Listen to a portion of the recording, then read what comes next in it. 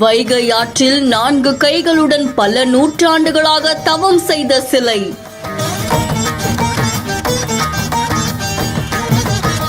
மண்ணோடு மண்ணாக கலந்து வைகை ஆற்றில் புதைந்து இத்தனை வருடங்களாக காத்திருந்த அம்மன்.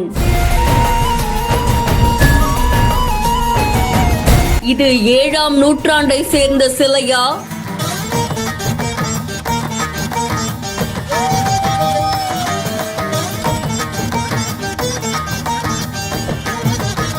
சிவகங்கை மாவட்டம் திருப்புவனம் வைகை ஆற்றுல தடுப்பணை கட்டுமான பணிகள் நடந்துட்டு வருதாமா. அப்போ ஒரு அம்மன் சிலை கண்டெடுக்கப்பட்டிருக்கு. வைகை ஆற்றுல கானூர் கண்மாய் பாசன விவசாயிகளுடைய கோரிக்கையை ஏற்று தடுப்பணை கட்டும் பணி நடந்துகிட்டு வருது. வைகை ஆற்றுல நீர்வரத்து அதிகமா இருக்கிறதால கட்டுமான பணிகள் பாதிக்கப்படும் அபாயம் ஏற்பட்டிருக்காமா. இதை தொடர்ந்து இதை தடுக்கிறதுக்காக வாய்க்கால் மூலமா தண்ணீரை வெளியேற்ற வைகை ஆற்றுக்கு கிழக்கு பகுதியில வாய்க்கால் தோண்டப்பட்டிருக்கு. அப்போதான் இந்த அம்மன் சிலை வெளிப்பட்டிருக்காமா. இது 7ஆம் நூற்றாண்டை சேர்ந்ததா இருக்கலாம் அப்படின்ற மாதிரியும் சொல்லப்படுது. தவம் செய்யும் கோலத்துல காணப்படக்கூடிய இந்த அம்மனுக்கு 4 கைகள் இருக்காமா. 7 முதல் 9 நூற்றாண்டுக்கு இடைப்பட்ட சிலை அப்படின்னும் கருதப்படுது. இந்த சிலையை வருவாய்த்துறை அதிகாரிகள் பார்வையிட்டு சென்றிருக்காங்க.